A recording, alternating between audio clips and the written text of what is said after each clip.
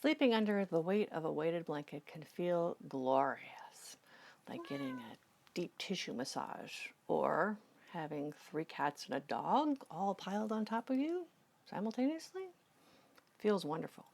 But what should you look for when buying a weighted blanket?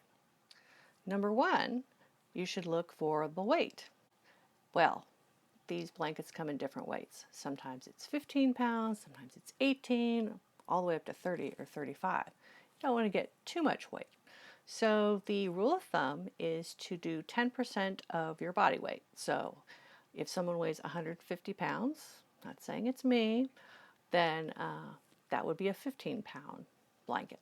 If you weigh 200 pounds, that would be a 20-pound blanket. Now, of course, the 110-pound person might actually prefer a 30-pound blanket. It's really up to you, although maybe you should sort of start small. It also depends on how you sleep. If you're a back sleeper or a stomach sleeper, you can kind of distribute all that weight over you, so you can actually have a heavier blanket.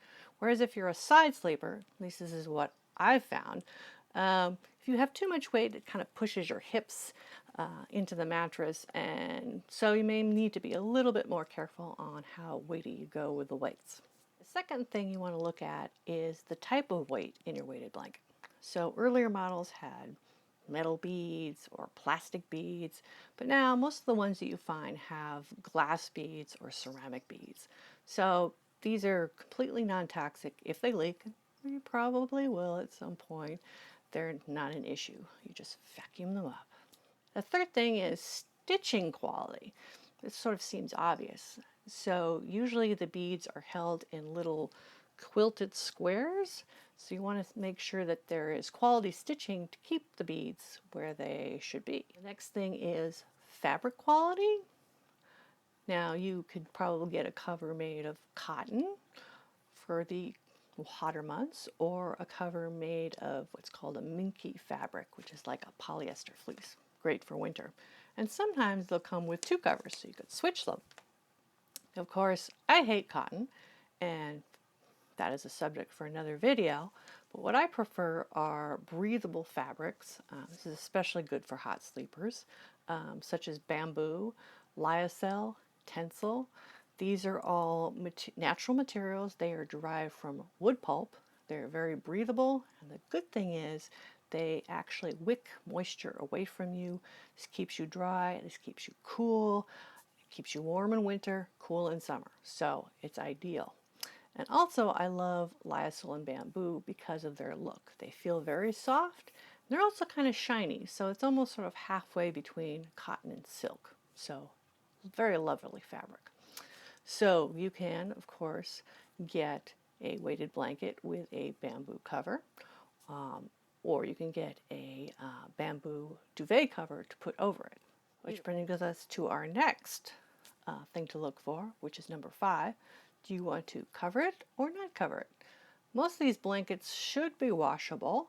However, disclaimer, I have not tried it yet because I'm not sure if it will break my washing machine or not, but we will see. I might have to post another video reporting on this. But if you don't want to wash it, one thing you might want to consider is putting a cover on it. Sometimes they come with a cover, sometimes they don't. Even if they don't come with a cover, they usually have little loops in the corners so you could attach a cover. Keep in mind that your weighted blanket is a different size than a traditional comforter or a traditional duvet. Now, as you can see behind me, this is a traditional comforter, and it spills out over the edges of the bed, as you'd expect.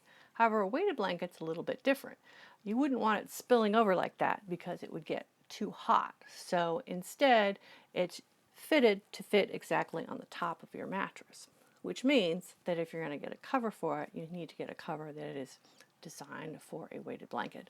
They all may be a little different in size, so make sure that you measure your weighted blanket before buying a cover, especially if it's a cover from a different manufacturer.